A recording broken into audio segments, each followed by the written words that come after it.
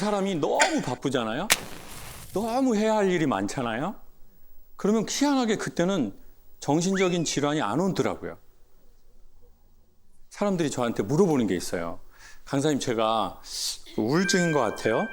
그럼 저는 요 진단 리스트를 소개하거든요. 여러분이 그 식당을 너무 가고 싶어가지고 예약하거나 줄을 섰어요. 그렇게 해서 식당에 가서 먹어본 적이 있어요? 있죠? 우울증 아니에요. 잠깐 빡친 거라고 생각하시면 돼요. 그냥 내가 무슨 문제가 있어서 좀 빡쳤어. 그 정도지 우울증은 아니야. 정말 인간이 신경쇠약에 걸리고 우울증에 심각하게 빠지잖아요. 그럼 제가 생각하기엔 쉽다가 없어져요. 여행 가고 싶다. 나 누구를 만나고 싶다. 어디를 가고 싶다. 그 사람 보고 싶다. 그러니까 결국 인간은 언제 그만두냐면 방전될 때 그만두게 되는 거죠. 왜냐하면 사실 이게 배터리와 같기 때문에 인간이 자 썼어요. 열심히 썼어요. 일했어요. 사업했어요. 사업도 중간에 안 됐어. 직장도 옮겼어. 직원 때문에 힘들어. 안 힘든 사람 어디 있어요? 다 열심히 살아서 힘들었어. 그럼 배터리 썼으면 뭐 하면 돼요? 충전하면 돼요. 그때 비로소 안에 있는 문제가 밖으로 나오더라고요. 그래서 저는 김창욱 쇼 리부트가 보조 배터리 같다고 생각해요. 방전된 거 보조 배터리로 충전하면 되잖아요. 저희가 50상을 초대를 했어요. 100명. 신청을 8,000명이 하셨대요.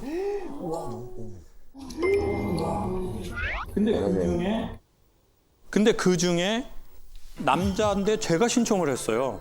제가 여기 오고 싶고 아내한테 오자고 했어요. 라는 분 손 한번 들어보세요. 그래, 손 들어보네. 그래도 야, 그래도 몇 명 있어. 꽤 있네. 자, 이분들은 전 갱년기 전후라고 생각해요. 갱년기 전후라고 생각해요. 지금 좀 마음이 몽글몽글해진 상태. 에? 그래도 저는 대한민국이 되게 희망이 없지는 않다고 생각해요. 사실 부부끼리 오는 게 제일 어렵거든요. 그리고 심지어 이렇게 커플로 부부가 옷을 입으신 거는 흔치는 않으신 일이시죠? 네.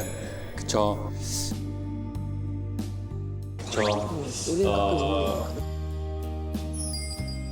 그런데 이제 부부 앞에서 강의하기가 제일 어려워요. 그냥 일방적으로 누구를 깔 수가 없어요. 남자들만 오면 와이프를 까주면 되고 와이프들이 있을 땐 남편을 까주면 되거든요. 근데 그럼에도 불구하고 수천 쌍이 신청을 했다는 건 그것에 대해서 직면하고자 하는 의지를 가진 부부들이 대한민국에 그렇게 많다는 거죠. 그 용기 있는 시작을, 용기 있는 충전을 이 프로그램과 함께 시작해보면 좋겠습니다. 질문들이 많이 와 있습니다. 소개해드리도록 하겠습니다. 내겐 너무 손 큰 시어머니입니다. 시어머니가 손이 엄청 크셔서 명절마다 음식 만드는 게 힘들어요. 어머님은 많은 양의 음식을 빠르게 하시는데 제가 거기에 맞춰서 하려니까 너무 벅차더라고요. 하루 종일 장을 보시고 생선이며 고기도 늘 최고급으로 하시느라고 거의 100만 원은 드는 것 같아요. 와, 너무. 결혼 초반에는 전 부치는 데만 9시간이 걸리고 전 종류도 엄청 다양하게 만드셔서 양이 많다 보니까 남은 거는 집에도 가져가고 형님 댁, 형님 시댁, 제 친정까지 다 야, 나눠드려요. 엄청 많이 하시네. 얼마 전부터는 어머님이 우리 먹을 만큼만 하고 말 거다 하셔서 양이 좀 줄기는 했지만 아직 좀 버거운데 어머님이 기분 나쁘지 않게 잘 돌려 말할 수 있는 방법이 있을까요? 라고 해주셨습니다.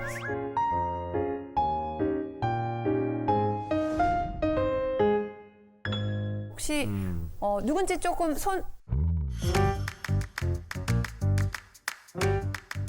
누군지 조금 손 들어보실 수 있어요? 여기 어우, 결혼한 지 얼마 안 되신 것 같은데. 6년 차요. 6년 차. 결혼 6년 차세요. 아이는 있으시고. 이 있으시고. 구체적으로 어느 정도 어머니가 손이 크신지 한번 여쭤봐도 될까요? 밥채를 하신 적이 있는데. 뭐 사진이 있나 네, 봐요. 사진 있어요. 어이 세수대야 아닙니까? 엄청 많으셨거든요. 아니에요? 저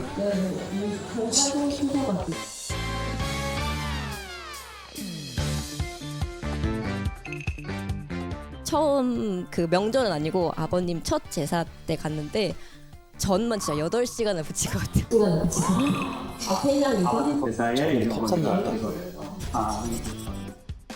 한 3명이서 아버님 돌아가시고 네, 아버님 제사에 이제 어머니가 올리실 이걸 거.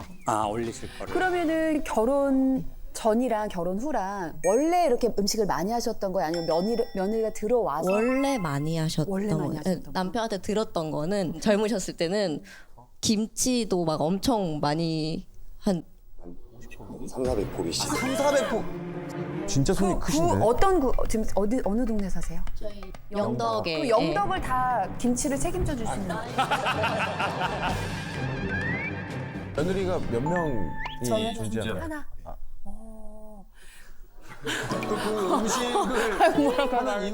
그 음식을 하는 인원은 몇 명이죠? 지금은 둘이 하는데 그 저는 남편은 이제 농사 배를 따야 되거든요. 네. 그래서 잘 못 도와주고 거의 어머님이랑 저랑 했었어요. 그럼 우리 며느리가 어머니한테 어머니 이거 양이 많으니까 좀만 더 줄이면 안 될까 얘기를 해본 적이 있어요? 한 번 해봤는데 그래도 먹는 사람들이 많으니까 이 정도는 해야지 하셔요. 그럼 그 먹는 사람들은 뭐 하고 있어요? 평소에? 먹기만 해요? 너무 많으니까. 아니 근데 또 어머니 거들고 스타일은 누가 하셨거든요. 와서 하는 것도 원치 않으실 거예요, 그죠? 에휴, 본인이 하셔야 돼. 음식 하시는 분 잘하시는 분들은 손맛이. 본인만이 하셔야 또 송이 차지 누가 와서 또 막 하면 야 나가 이거 맞아요. 본인이 하시는. 그래서 아마 고민이 되시는 것 같아요. 근데 저는 요즘에 이런 생각이 드는데 결혼해서 제일 집중되는 게 제가 보기엔 명절이에요. 여러분 막 시댁 가고 싶어요? 막 신나요? 막 어머니하고 동그랑땡 붙여야지. 처먹지도 않을 동그랑땡. 작년에 붙인 거 지금도 냉동실에 있는데. 아니 제가 물어볼게요. 나는 시댁 가는 거 싫지 않다. 거친 생각과 불안한 눈빛과 그걸 지켜보는 너 정말 부끄러워하지 말고 손 한 번만 들어보세요. 나 시댁 가는 거 그렇게 나쁘지 않고 좋아한다. 자 보세요. 한 분, 두 분, 셋, 넷, 다, 일곱, 8분. 8분이나 계시잖아요. 자 이런 분들에게 저는 또 하나 여쭤볼게요. 만약에 우리가 남편과의 사이가 좋지 않으면 시댁이 좋기는 않죠. 어렵잖아요. 제가 보기에 저는 명절이라는 것은 특별히 여성에게 한국은 전통적으로 약간 숨을 참는 것과 같은 느낌이 들어요. 숨을 참고 해녀가 전복을 캐러 깊은 바다로 들어가는 것과 너무 비슷한 거예요. 근데 어떨 때 참을 수 있어요? 숨이 넉넉할 때 숨을 참을 수 있어요. 남편이 너무 고맙고 이 남편을 이렇게 키워준 시댁 어른이 너무 고마울 때 나는 동그랑땡 좀 붙일 수 있어. 그럼. 네. 맨날 있는 것도 아니니까 1년에 뭐 2번이니까 할 수 있어. 근데 난 좀 남편도 별로야. 이 새끼 좀 별론데 난 평상시 항상 참고 살아. 근데 내가 또 거기 가서 내 뜻대로 표정하고 내 감정대로 말할 수는 없잖아요. 이렇게 내 감정대로 어머니 요즘에 누가 이런 걸 부쳐 먹어요. 전부 사 먹지. 진짜 무슨 귀신이 먹는 것도 아니고. 이런 여자 며느리들은 지속이에요. 맞아, 솔직하게 말하면 풀어. 속병이 없어. 그냥 시어머니만 속병으로 뒤지게 돼 있어요. 그냥 시어머니는 또 착하셔가지고 그냥 요즘 애들이 많이 달라졌구나.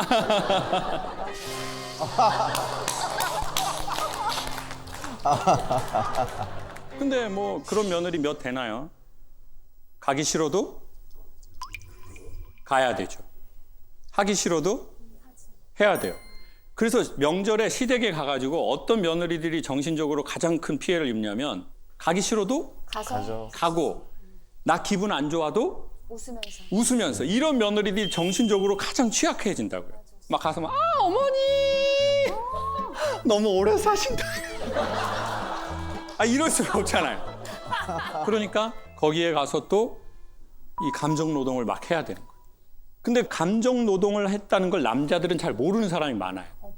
맞아. 남자들은 몰라. 처음에는 저희가 집사람 하루 와서 뭐 한 9시간 전 붙였지만 와 너무 이모랑 고모랑 집사람하고 같이 왔고 한 2, 3일 첫 제사 때 손님 한 50명 넘게 오셨거든요. 그래가지고 뭐 적게 준비할 수 있는 게 아니라 가지고 좀 그랬거든요. 근데 집사람 봤을 때는 제사도 없어요. 기독교 집안이고 하니 저는 어렸을 때부터 고봉밥 먹었거든요. 아직 제가 올해 35인데도 제 친구들 저희 집 오면은 왜 드라마 응답하라 시리즈처럼 어머니가 그래 밥 해주는 스타일이어가지고 원래 이렇게 해서 주시는 걸 너무 기쁨을 하시는 그리고 집사람이 경기도 수원에 살다가 영덕 시골에 농사 짓는 집에도 시집 와가지고 집사람이 적응하는데 아직도 좀 힘겨워하고 있어요. 뭐 저는 이렇게 말씀드리고 싶은데 뭐 부부의 속은 알 수가 없지만 남편분이 아내의 수고를 다 이해하고 계신 것 같아요. 그렇죠?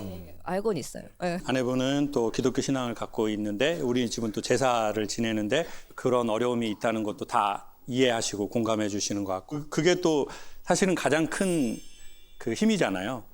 근데 저는 요즘에 이런 생각이 드는데 사람마다 다 자기의 무대가 필요한데 이제 어머니들의 무대는 그게 별로 없었던 것 같아요.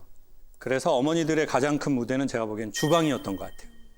그냥 여기에서만 내 색깔을 펼쳐낼 수 있고 나의 또 존재가 이걸로 사람들이 근데 또 사실은 그만큼 평가를 못 받는 운전 못하면 집에 가서 밥이나 하지 뭐 이런 그 무지한 말이 나올 정도로 그거에 대한 인정을 못 받은 것 같아요.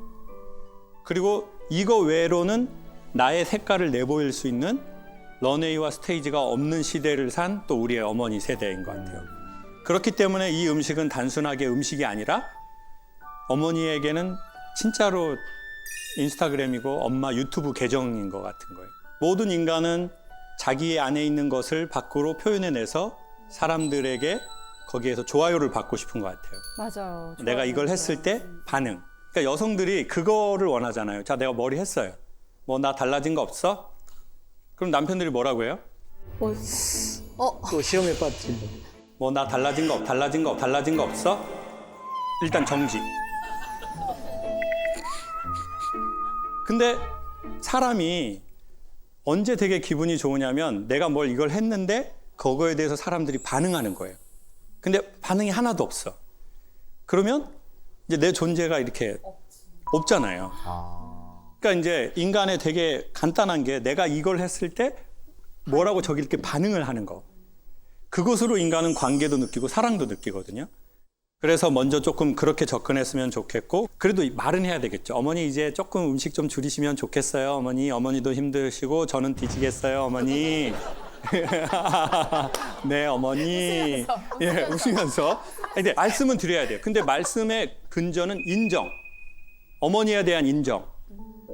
어머니 어떻게 이렇게 힘드신 걸 이렇게 오랜 세월 하셨어요, 어머니. 그리고 사람들 알아주지도 않는데 저는 하루 하는데도 이렇게 힘든데 그걸 때때마다 어떻게 이렇게 어머니 하셨어요. 그렇지만 어머니 조금씩 어머니 건강도 그러니까 저희 줄이면 좋겠어요. 그러면 아유 뭐 다 하고 살았어 어머니들 그러겠죠. 그거는 이제 어머니 계정에 계속 좋아요를 누르는 거거든요. 그러니까 조금 힘드시겠지만 어머니의 인스타그램과 유튜브 계정을 좋아요를 누르는 거죠. 그리고 또 너무 고마운 건 남편이 내가 힘든 걸 다 알아주고 있는 거. 그것도 참 선생님한테는 또 고마운 지원군이고. 일단 제가 이거 신청한 게 시골에 농사 일하다 보니까 병원 가는 거 빼고는 쉬지를 못했어요. 올해 제가 계산해 보니 한 60일 정도인데 거기 40 며칠 병원 때문에 쉬고는 집사람하고 어디 시간을 단둘이 보낸 적이 없거든요. 결혼하고도 그렇고. 그래서 집사람이 진짜 아버지 돌아가시고 시골에서 막 힘들게 사는데 계속 애도 혼자 보고 주말부부 하거든요.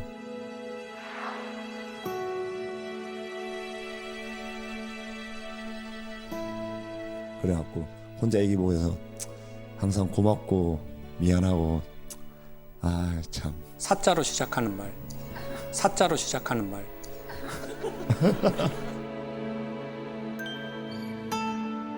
사줄게. 예.